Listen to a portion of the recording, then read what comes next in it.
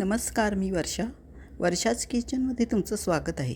आंब्याचा सीझन चालू आहे आणि संकष्टी चतुर्थीही जवळ आली आहे. तर आज आपण आंब्याच्या रसातील उकडीच्या मोदकांची रेसिपी आणि नेहमीच्या आकारासोबत फुलांच्या पाकळ्यांचा व शेंगेचा आकार करायची ट्रिक मी दाखवते. सर्वात आधी 2 हापूस आंब्यांचा गर काढून घेऊया. मोदकांसाठी हापूस आंबेच वापरायचे म्हणजे मोदक चविष्ट होतात.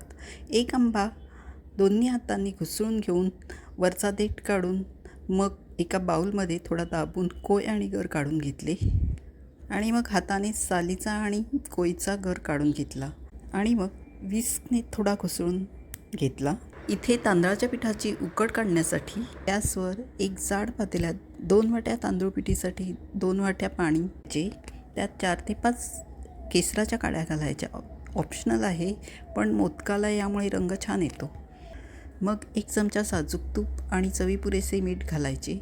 आपण काढलेल्या आंब्याच्या गरातील पाऊण कप गर घातला आणि चमच्याने मिक्स करून चांगली उकळी आल्यावर लगेचच गॅस कमी करून चाळून घेतलेले 2 वाट्या मोदकाचे पीठ घातले.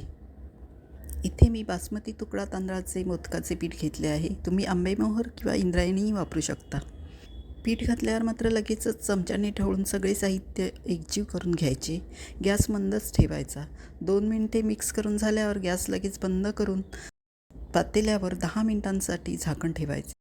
सारणासाठी आता इकडे एका पातेल्यात 2 वाट्या किसलेल्या नारळाचा चव घेतला आणि त्याच वाटीने 1 वाटी बारीक चिरलेला गूळ वाटी पूर्ण वरपर्यंत भरून घेतला आणि मग त्यात अर्धी वाटी आंब्याचा गर घातला आणि सगळे जिन्नस मिक्स करून घेतले. इथे उकडीच्या मोदकांसाठी जे प्रमाण लागते तेच ठेवायचे आहे. फक्त आंब्याचा गर यात एकजीव करून घ्यायचा आहे. आता पातेले मंद आचेवर ठेवून सतत ढवळत मध्येच गॅस फ्लेम मंद ते मध्यम करत गूळ, नारळाचा चव आणि आंब्याचा गर एकजीव करून घ्यायचा. हे सारण आपल्याला एकदम कोरडेही करायचे नाही. आता त्यात 1 चमचा वेलची पावडर टाकून मिक्स करून घेऊयात. बघा किती सुंदर सोनसळी रंग आला आहे. आता हे तयार झालेले सारण लगेचच ताटात काढून थंड करून घेऊयात. इकडे एका ताटात 10 मिनिटे झाकून ठेवलेली उकड ओतून घेतली. उकड अजून कोमट आहे. आता ही कोमट असतानाच आपल्याला चांगली मळून घ्यायची आहे, म्हणजे लगेचच गुठळ्या मोडतात. हाताला थोडं थोडं पाणी लावत पीठ चांगलं मळून घ्यायचं. मध्यम कन्सिस्टन्सीचं पीठ करून घ्यायचं आहे. पिठात गुठळ्या असतील तर वाटीने मळून घ्यायच्या, पण माझी उकड ही चांगली झाली आहे त्यामुळे माझ्या पिठात अजिबात गुठळ्या नाही आहेत. मग मी हाताला थोडं पाणी लावत थोडंसं तूप लावत पीठ छान मध्यम कन्सिस्टन्सीचं मळून घेतलं.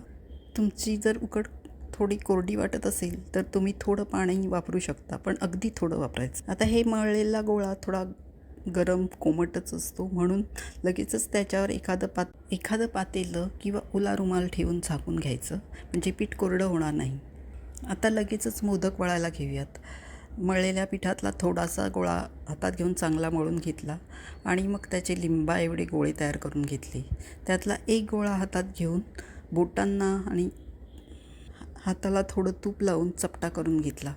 मग परत बोटांना तूप लावून चपटा केलेला गोळा दोन्ही अंगठ्यांनी मध्ये दाबत व बोटांनी गोल फिरवत अशा प्रकारे वाटी वळून घेतली.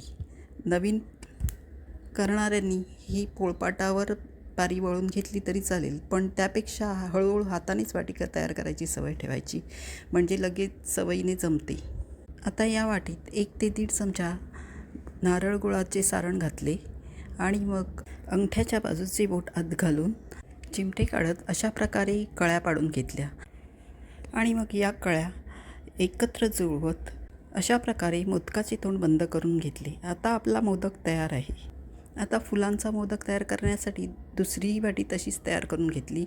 मग दुसऱ्या मोदकात सारण भरून कळ्या जुळवून मोदक बंद करून घेतला आणि मग अशा प्रकारे मोदकाच्या तळाशी चिमटे काढत पाकळ्यांचा आकार देत मोदक वळून घेतला. बघा किती सुंदर दिसतोय. आता शेंग बनवण्यासाठी यातला एक गोळा थोडा मोठी वाटी करून त्यात सारण भरून घेतले आणि मग त्याच्या समोरासमोरील दोन्ही कडा एकत्र जुळवून बंद करून घेतल्या. मग अशा प्रकारे कडांवर चिमटे काढत पीठ दुमडत मुरड घालून घेतली. आता आपली शेंग तयार आहे. हिला मोदकाची बहीण असेही म्हणतात. आता आपले सगळे मोदक तयार करून झालेत. आता ते ओल्या कपड्याने झाकून ठेवायचे. इकडे गॅसवर मोदक पात्र ठेवून त्यात 2 ग्लास पाणी घालून गरम करून घेतले आणि मग त्यावर मोदकाच्या जाळीला थोड्या तुपाचा हात लावून त्यावर ठेवून घेतली.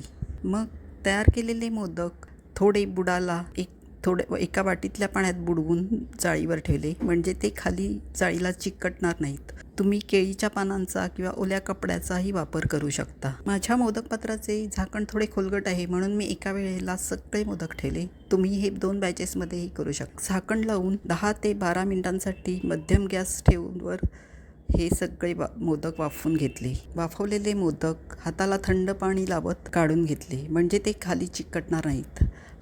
बघा किती सुरेख मोदक तयार आहेत ते.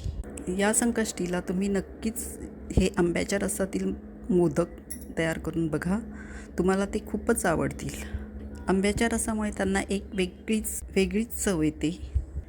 व्हिडिओ आवडला तर या प्लेलिस्टवर क्लिक करून चॅनलला नक्कीच लाईक आणि सबस्क्राईब करून सपोर्ट करा.